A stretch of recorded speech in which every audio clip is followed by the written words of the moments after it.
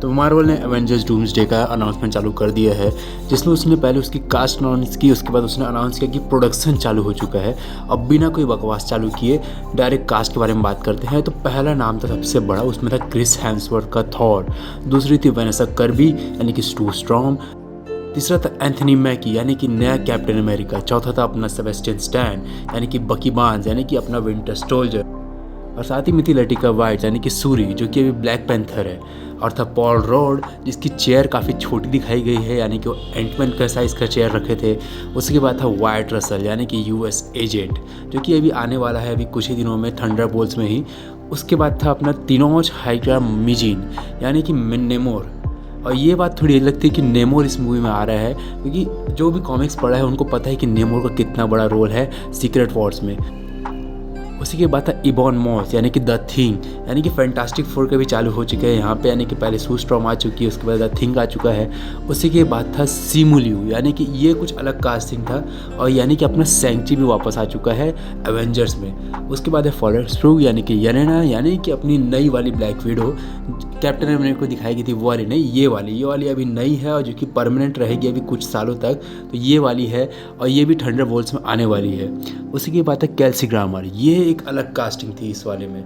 इसके बारे में बताया तो ये है बीस्ट यानी कि जो ओरिजिनल एक्समैन थे ना, X Men part 1, X Men part 2, X Men part 3, उसका ना बीस्ट है ये वाला कास्टिंग थोड़ा सरप्राइजिंग था कि ये कहाँ से आ गया करके। बट उसके बाद आया लुइस पुलमैन कौन है, जो सेंट्री का रोल प्ले कर रहा है, और सेंट्री का रोल प्ले कर रहा है यानी कि वो भी ना थंडरबोल्ट्स में आने वाला है। तो इन लोग थंडरबोल्ट्स का हाइप क्रिएट करने के लिए वो उनके अनाउंस कर चुके हैं कि उन लोग का भी बड़ा रोल है एवेंजर्स के अंदर।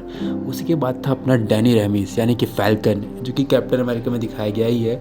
उसी के बाद था जोसेफ क्वीन यानी कि जॉनी स्ट्रॉन्ग, तो ये आ गया अपना तीसरा मेंबर जो कि ना फैंटास्टिक फोर का है। उसके बाद था David Harbour Red Guardian. Almost पूरे के पूरे थंडरबोल्ट्स के सभी कैरेक्टर आ चुके हैं, तो थंडरबोल्ट्स में मरने कौन वाला है। उसी के बाद था विल्सन ड्यूक यानी कि एम्बाकू, अपना एम्बाकू आ चुका है। हेल टू ग्लोरी हनुमान, ये मेरे को बड़ा पसंद आया इसका कैरेक्टर लाने के लिए। उसी के बाद थी जो मेरे को पसंद नहीं आई, हैना जॉन कैमेन यानी कि गोस्ट।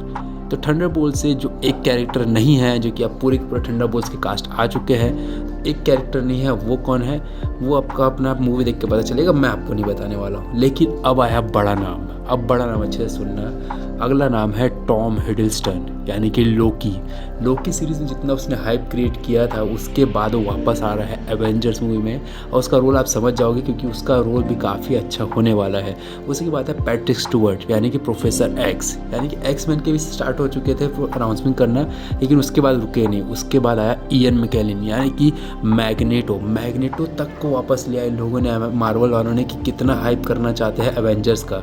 उसके बाद भी रुके नहीं। उसके बाद एक और नाम एलन कमिंग यानी कि वहाँ का नाइट क्लॉरर काफ़ी अच्छा कैरेक्टर था एक्समैन मूवी के अंदर, उसको वापस तक ले आए इन लोगों ने। उसके बाद का नाम था रेबिका रैमसिन यानी कि मिस्टिक, जब ओरिजिनल एक्समैन में जो मिस्टिक दिखाई गई थी वो वाली, वो भी वापस आ चुकी है। और आप एक्साइटेड ज़रूर होंगे जिस तरीके से मैं एक्साइटेड हूँ, तो देखते हैं, ठीक है। उसके बाद था दूसरा बड़ा नाम जो कि एक्समैन में सबसे ज़्यादा है लेकिन कॉमिक्स में, तो उसका नाम मैं बोल सकता हूँ जेम्स मैंडर्स यानी कि साइक्लॉप्स जो लीड करता है कॉमिक्स के अंदर में, वो इसमें वापस आ चुका है, और वो भी ओरिजिनल वाला। लेकिन अब आया है एक ऐसा नाम जो कि एक्समैन तो है बट नया इंट्रोड्यूस हुआ है मार्वल के अंदर, और वो नाम है चैनिंग टैटम यानी कि अपना गैम्बिट वो है जिसने अभी भी डेडपूल मूवी में अपना ना मारा है रोल अच्छा खासा।